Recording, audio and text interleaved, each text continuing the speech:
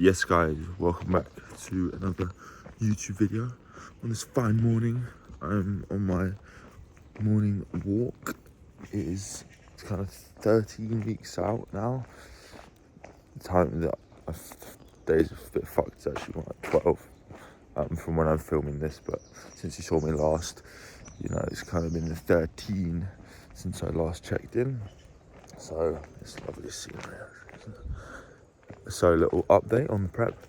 All is very good. No changes were made this week, just because things have slowed down slightly.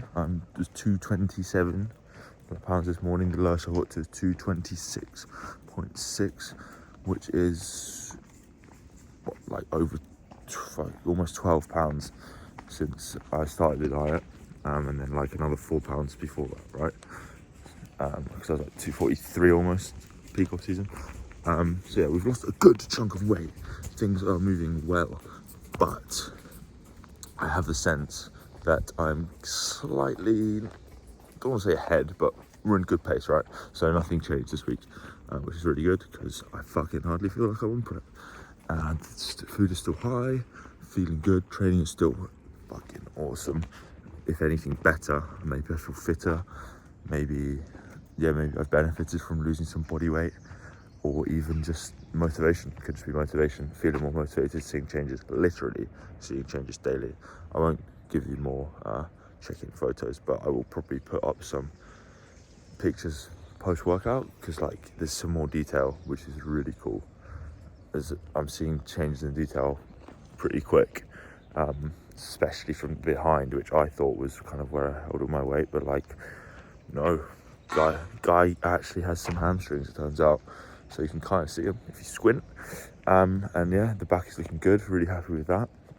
Also changed gyms, which is nice. That's given me a nice change of pace. And obviously I said Phoenix Hove was good, but guys, Phoenix Burgess Hill, the actual Phoenix, the Phoenix gym is fucking next, different gravy, so fucking good.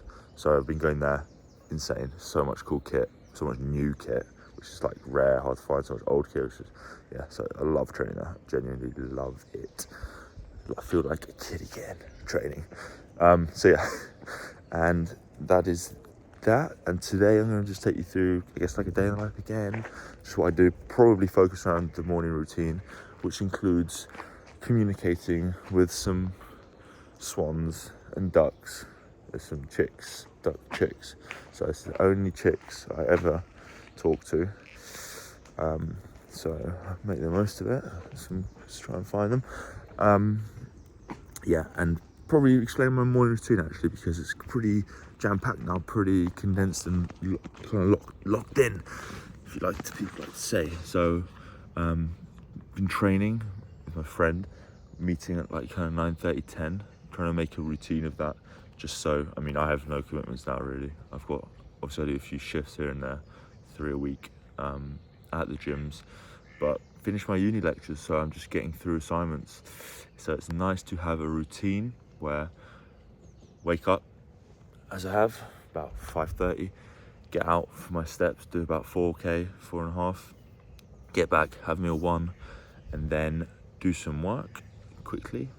I rarely have much time, but yeah, get ready for the gym in between that and cook my pre-workout meal straight away, because I like letting that sit, and then eating that and then going to the gym. So pretty condensed morning routine. I'll probably explain more what I've done before I head into the gym, kind of what I do, why I do it, and that is all good. So I will see you in the next clip. I hope you enjoyed. Lovely scenery, I forgot to say, and the chicks cannot be located, unfortunately, so no bitches again for another day, another week, another month. Wake up, steps, before I head out, I'll take my fasted supplements firstly, and then before I head out, I will down my morning shake, or some of my morning shake, because if I drink too much, I'll need to piss on my walk. So that's 10 grams, 10 grams creatine, 10 grams glutamine, 10 grams EA, 3 grams taurine, yes, And then I'll probably just I'll hide that by my house and then drink the rest of it. I'll come round back and get it. So if somehow you know where I live, actually probably could tell pretty easily for this park. Please don't steal my morning shake in the morning at 5:30 a.m. because I need to drink it because I'm in prep, and it's the secret, bro. Joking. That's just to kickstart the day. Drinking a lot of water when you first wake up, very important to rehydrate, because obviously you have not been drinking water for at least 8 hours if you sleep 8 hours like a good person. More actually, I cut my water by like 7:30, and I'm usually asleep by 9:30. Well, yeah, most days I'm asleep by 9:30 at least, latest. So I haven't drunk for that's just not 12 hours, that's like 10. But you get the gist. You're dehydrated when you wake up, so rehydrate, people.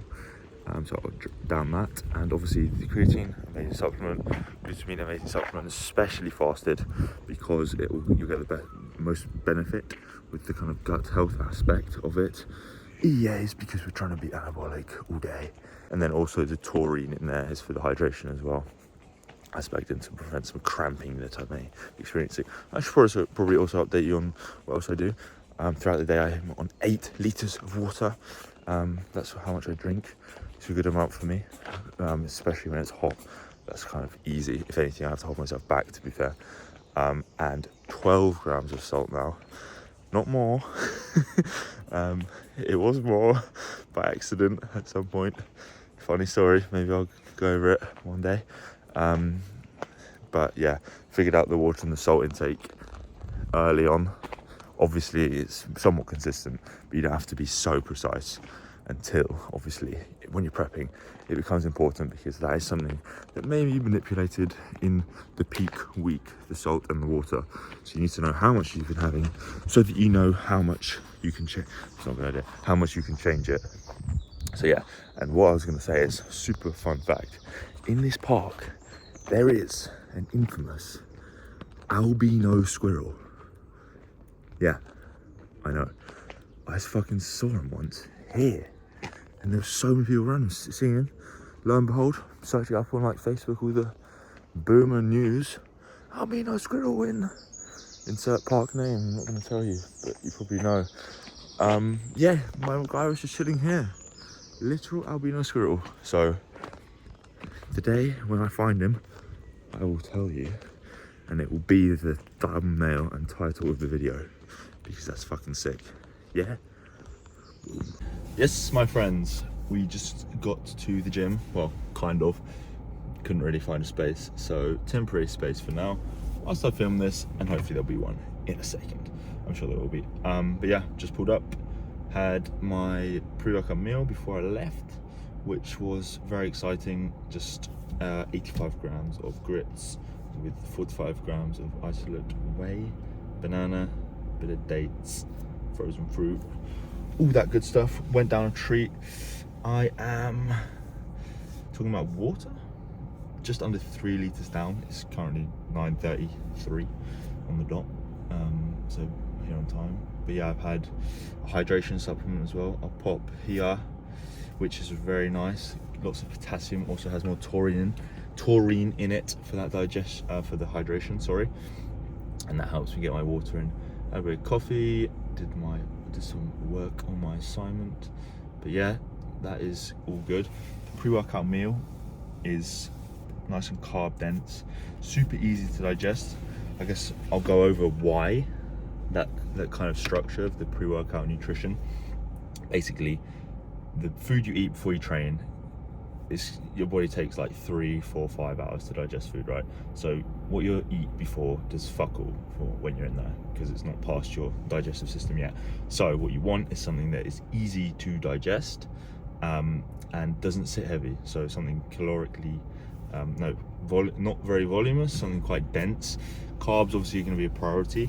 Too high fats will make that sit heavier. So if you're eating if you eat like a ribeye steak before you train, for example, it's going to feel very different in your stomach, as opposed to something like, like a grain-based cereal or something like that. Even oats versus grits, both both carbs, but the oats just a bit more complex because they have the higher fiber content, so it makes it a bit heavier. But then again, if you're doing a long workout, if you're on low food, that could sustain you longer, which could be a benefit. So for me at the moment, and what I've been doing all off season and what I will stick to for now, is the grits. I literally ate that like 40 minutes ago, if that, half an hour ago. I can't even tell I ate it.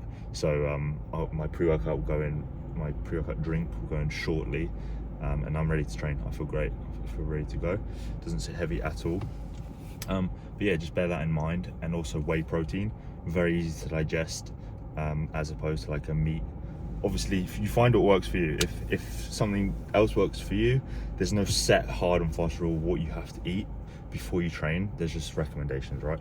So your experience is key. Find what works for you. Everyone's different. But yeah, push today. It's pushing arms. So hopefully I'll film some bits. There will be some lateral raises, some chest flies, shoulder press, flat press, more laterals, dips, arms, all that good stuff. Very lovely weather today, as opposed to yesterday. It was shitting it down. But yeah, sun is out. The pump will be good. I just know it. But yeah, space acquired. My mate just got here, so I'm just waiting for him to find a space. But might as well go over my intra shake, which I just made. Take it with me. Split it into, God, I mean, I got over 2.5 liters with me, which I'll drink during training and after with the post-workout meal. But yeah, the intra comprises of EEAs, of course, more creatine, 10 grams again, just to get it in, because I like to have a lot of it throughout the day. The EEAs, orange and mango, JP, trained by JP flavor right now, fucking slaps. And then 30 grams cyclic dextrin in there as well. And there's purpose behind that, because, you know, like, athletes drink Lucozade to sustain their blood sugar levels whilst they train. Same thing, cyclic dextrin, it's just carbs, it's just sugar, a bit more complex, and kind of will sustain you more than if you just drunk actual sugar or maltodextrin, for example, which if you've done the bulk, as you know, the hardcore bulk, you would have been there, you'd know. It's not very nice on your digestion, it's very cheap, it's just not very good for you, to be fair. So cyclic dextrin is the lesser evil. We use that, keep you going, especially if you're training for a long time. I'll probably be actually training for over an hour and a half, probably, unfortunately, it turns out. And also cardio, so I do my cardio after I train. At the moment, I'm coping with that just fine. That may change in the future as that gets longer, but it's only 20 minutes post-workout, so it's not too bad. And obviously, if I can keep my intra there, that will keep me going longer in the gym. So yeah, and then the EAs, that's just protein, but specific protein, essential amino acids. Proteins are made of amino acids, but the essential amino acids are amino acids that your body cannot produce itself, so you have to get it through food, which makes them especially anabolic. So if you think of your body as, you know, just like a mechanism within it, like if this, do that kind of thing, when you're training, you're putting your body under a lot of stress. So evolutionarily, or survival mode, your body's like, fuck, we're getting fucked right now. We, although the response to training is anabolic, actually what you're doing in the gym is pretty catabolic. You're putting your body under a lot of stress. Catabolic meaning breaking down, like atrophy, which we don't want, versus anabolic, which is building muscle, which we do want. So EEAs are it's more like a signaling thing. Your body doesn't necessarily know you're gonna have a post-workout meal or 300 grams of protein throughout the day. So if you can give it these EEAs, kind of reassure it, signaling, being like there is resources available, it will be much happier for it. And my friend is here, so I'm going to go. Yes guys, push day is complete. Very, very good session. I'll put some clips up at the minute whilst I talk. Yeah, it went really well. Pretty knackered, to be fair, actually, and looking forward to a rest day tomorrow, which is very strange, unlike me. But continuing on from what I said about pre-workout nutrition and intra-workout nutrition, similarly, or actually differently, maybe post-workout nutrition kind of is important, more important. What you can do with it and how you can manipulate it could be considered fairly important. So basically, as I said, your body's under a lot of stress when you train, and after you've finished, your body has kind of used lots of nutrients fuel in the form of glycogen in your muscles, basically just carbohydrate, sugar stored in your muscles. It's used it obviously because you've trained hard, hopefully, and if you trained really hard, your insulin will be spiked. All these nutrients which your muscles have used, now your body is trying to get them back into the muscle cells, so insulin is raised. But this gives you an opportunity to take advantage of that and kickstart your recovery by feeding your body, basically. So after you train, I would recommend, and what I've used for the past, wow, very long time, for 5 years, more, 6 years, and to be recommended is that now you can kind of take advantage of some carbohydrates fast, because simple sugars, simple carbohydrates are going to digest fast. Your body is going to respond to them quickly because insulin is raised. It wants those sugars in the blood to deliver them to the muscles. The muscles are ready to receive the nutrients to kickstart that recovery process. So yeah, high carbohydrate, this is your chance to get them in to kickstart the recovery. Same with the protein, all the proteins and amino acids that your muscles need to rebuild the tissue. It's good to get them in. So obviously, I think you've seen my post-workout meal: cereal and whey and a banana. Banana is a simple sugar, especially a nice ripe banana, which is very sweet. Also has fructose in it, which some research showing that fructose can actually aid the delivery of glucose. So fructose is like a sugar version of glucose found in fruit. Fructose can aid the delivery of glucose into the muscles, kind of speed it up. So using them in combination is good. Also, you can get some micronutrients, minerals like potassium and shit in that banana, which your muscles are gonna love you for. So yeah, you can structure your post-workout nutrition like this. Some people do crazy things to take advantage of this, but obviously whatever works for you is always recommended. Experiment, but there are general recommendations in that aspect for those reasons. It's very justified. It makes a lot of sense if you think about it. But yeah, that is me done. I'll wrap the video up here. Nothing else on for the day. A very good session. I may put some photos up that I did take after posing. Yeah, it's fantastic. Let me know what you guys want to see, because I'm really hitting these off the spot. These are all first take, by the way, as well, which I'm very impressed with. But I'm trying to make these as raw as possible, which I'm taking pride in. It's very good, and I'm enjoying doing them and watching them back, actually, which is funny. I guess I'm that level of insane at the moment, being so socially isolated and living at home again. But that's how it is. Loving the process, loving the prep. Good things to come, hopefully. So yeah, I'll catch you in the next one. Thank you very much for watching. Bye.